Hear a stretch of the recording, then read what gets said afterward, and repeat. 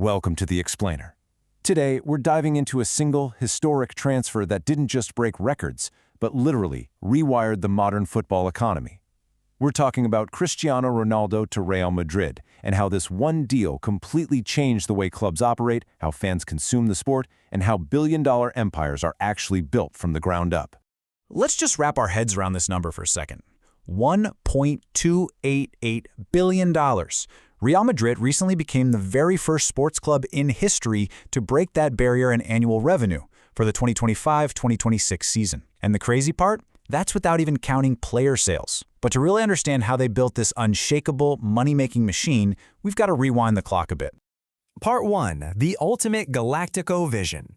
So, to appreciate the catalyst for all of this, we first need to look at Real Madrid president Florentino Pérez's early, and let's be honest, somewhat flawed strategy for dominating world football. Back in his first term, Pérez rolled out a policy known as Zidanes y Pavones. Basically, the idea was to combine massively expensive, world-famous attackers, the Zidanes, with super cheap homegrown youth players, the Pavones. Now, on paper, it sounds like this romantic, tradition-rich ideology, right? But in reality, it created a wildly imbalanced team. They prioritized buying these attacking shirt sellers for astronomical fees, but completely neglected their defense, relying on youth players on tiny salaries to just kind of fill the gaps and balance the books. This completely backfired in 2003 when they let their crucial defensive midfielder, Claude Makélélé, leave because Pérez just didn't think defensive players justified massive wages. Zinedine Zidane actually hit the nail on the head at the time with his brilliant comparison, asking why you'd put another layer of gold paint on a Bentley when you're losing the entire engine. And he was right. Without a spine, the team completely stumbled. This exact negligence led to a brutal domestic drought, 4 years without a major trophy, and constantly crashing out of the Champions League. They desperately needed a change in philosophy. Part 2. An £80 million catalyst. That change finally arrived when Pérez returned to the presidency in 2009. And this time, he had a ruthless, highly calculated target. In June of 2009, Manchester United accepted an unconditional world record bid for Cristiano Ronaldo. And unlike the year before, Sir Alex Ferguson didn't even try to stop him. He knew Ronaldo had his heart absolutely set on this move to Spain. £80 million. Let that sink in. At the time, this was an absolutely unprecedented gamble. Pérez wasn't just buying a player here. He was buying the foundation to reshape a squad that was designed to do one thing: conquer Europe again, and end that Champions League drought once and for all. Part 3. Unprecedented on-pitch dominance. Well, the return on investment was immediate and staggering. Ronaldo helped transform Real Madrid right back into the undisputed kings of the continent. We're talking 4 Champions League titles, basically cementing them as a modern dynasty, plus a whole array of domestic and international cups. But you guys, it was his individual output that truly defied logic. 451. That is the total number of official goals Cristiano Ronaldo scored for Madrid in just 438 appearances.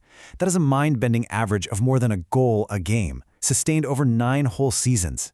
He didn't just break records, he completely changed the baseline. 4 Ballon d'Ors while at the club, 105 Champions League goals just from Madrid, 34 La Liga hat-tricks, and 17 goals in a single European campaign.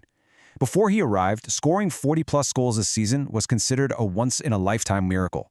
Because of him, it suddenly became the bare minimum expectation for any elite forward.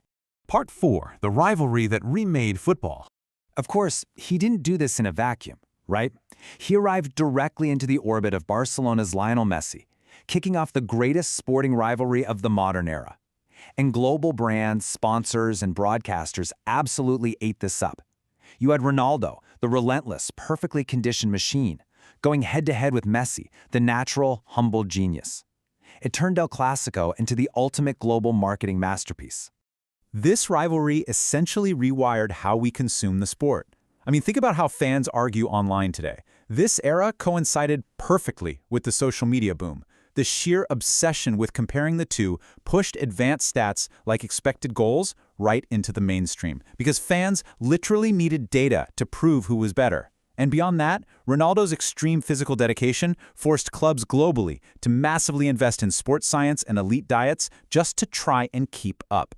Part 5. A highly calculated departure. So after 9 years of rewriting history together, it was time to part ways. He arrives for £80 million, delivers 4 Champions Leagues, and then, at 33 years old, transfers to Juventus for €100 million. It was a clean break, but both the player and the club were incredibly shrewd about this. They knew they had to protect the shared commercial empire they had just spent a decade building. This is where it gets fascinating. They reportedly entered into a strict non-aggression pact, basically an agreement that neither party would speak negatively about the other in public. Ronaldo kept his farewells brief, focused on his new challenge in Italy, and that was it. By avoiding a messy war of words, they preserved his legacy among the Madrid fans and kept the club's pristine global brand totally intact. Part 6. The billion-dollar legacy. What he left behind was essentially a financial fortress. Real Madrid just recently achieved their 26th consecutive profitable season. Even without their ultimate Galactico, the club didn't suffer a catastrophic drop-off like they did back in the early 2000s. The structural and commercial foundation that Ronaldo helped cement kept the club thriving, even while other top clubs were really struggling to balance the books. And just look at how this machine runs today. Out of that $1.288 billion, marketing alone brings in $613 million. The stadium generates another $413 million. They took the massive commercial momentum from the Ronaldo era and poured $1.6 billion into renovating the Bernabéu, turning it into a year-round entertainment venue. They're so insulated now, they don't even need to sell players to survive. So, what actually happens when the ultimate Galactico leaves? Well, unlike that early Zidane's y Pavones era where the whole system would collapse if they lost a star, this modern Real Madrid didn't crumble at all. Instead, fueled by a decade of global expansion, they simply evolved into an entirely different financial beast. Which brings us to a pretty massive final question. When Florentino Pérez signed off on that world record fee in 2009, was he really just buying a phenomenal goal scorer, or was that £80 million gamble actually the purchase of the blueprint for the billion-dollar sports industry we see today? It's definitely something to think about next time you see a massive transfer fee flash across your screen. Thanks for hanging out with me for this explainer, and we'll see you next time.